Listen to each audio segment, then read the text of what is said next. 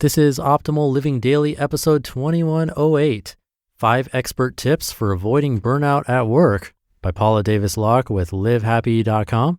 And I'm Justin Malik, here every single day of the year, including weekends and holidays, bringing some positive messages to you to brighten your day, covering personal development or self-help, how to live a better life, and a lot more.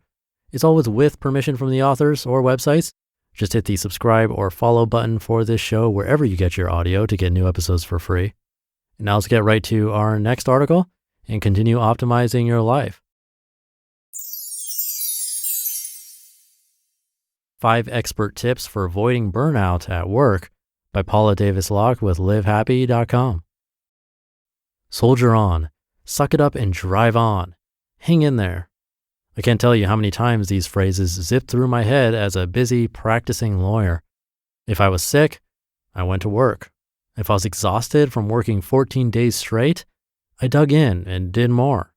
If my clients made unreasonable demands, I'd fake a smile, nod my head, and do whatever it took to make the deal close smoothly. Those worker growing pains were all part of the process, I told myself. To prove myself and make partner, I had to go through the ringer. After all, hadn't every lawyer before me working in a firm done the same thing? I convinced myself it was just a rite of passage. Then 7 years into practicing law, I hit a wall. I burned out.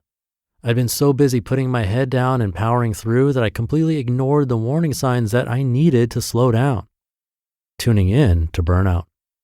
Burnout is a process of chronic stress and disengagement typically related to work, but can impact many areas of your life. The big 3 dimensions of burnout have been defined as chronic exhaustion, cynicism, and inefficacy. Burnout doesn't have to be an inevitable consequence of ambition. Here are 5 proven ways to avoid burnout on the job. Number 1, clear your mental clutter. Most go-getters I know run on some combination of guilt and anxiety. When you catch yourself feeling guilty, do a mental check to see whether in fact you have something to feel guilty about. Have you let someone down? Your bosses? Your children? More than likely, you are busy judging yourself for imagined crimes. Try to give yourself a break. When you experience a stress-producing event at work, do you see where you have any control, influence, or leverage? Or do you fold?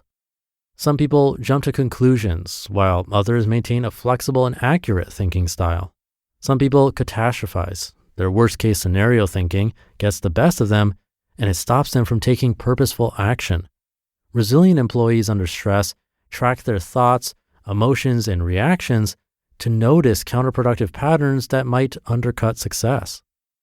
Number 2, let go of perfectionism. Perfectionists are notoriously hardworking, conscientious, high achievers, traits frequently rewarded at work. Their stress and calls for help tend to go unnoticed by parents, significant others, and bosses. Perfectionists strive for the best, even when good enough will do. As a result, they experience a lot of regret and anxiety about missed opportunities. You can minimize regret 3 ways. Adopt a standard of good enough. Reduce the number of options you consider before making a decision, and be grateful for the good decisions you make instead of focusing on disappointments. Number 3, change your job without leaving your job. Job crafting has been shown to be an effective strategy to prevent burnout. Job crafting is the term for actively changing the content or design of your job by choosing tasks, negotiating different job content, and assigning meaning to different components of your job. One way to job craft is to reorder your day. What tasks are sources of energy and engagement for you? When do you do those tasks? Would you rather work on those most engaging tasks in the morning or at the end of your day? Match the order to what works best for you. Number 4, manage your energy, not your time. Getting adequate opportunities for recovery during your workday, after work, and on the weekend is critical. Pick 1 or 2 5-minute strategies you can do daily. I downloaded an app called 7-Second Meditation, which prompts me to take a break each day at 2 p.m. And number 5, become more of a giver. Wharton professor Dr. Adam Grant has identified subsets of givers, 2 of which are selfless givers and otherish givers.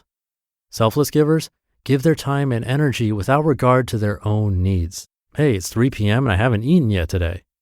Selfless giving in the absence of recovery becomes overwhelming and can drive burnout. Otherish givers, however, find a way to balance giving with their own self-interest and self-care. As you probably guessed, selfless givers are more likely to burn out.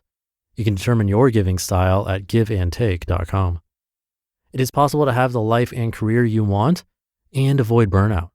Choose a strategy that will help you move forward in a less crazy, busy direction and embrace the perfectly imperfect journey.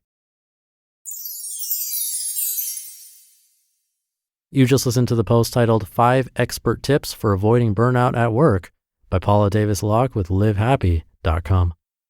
All right, I'll keep this ending short for the weekend. Try to avoid that burnout as we head into another week.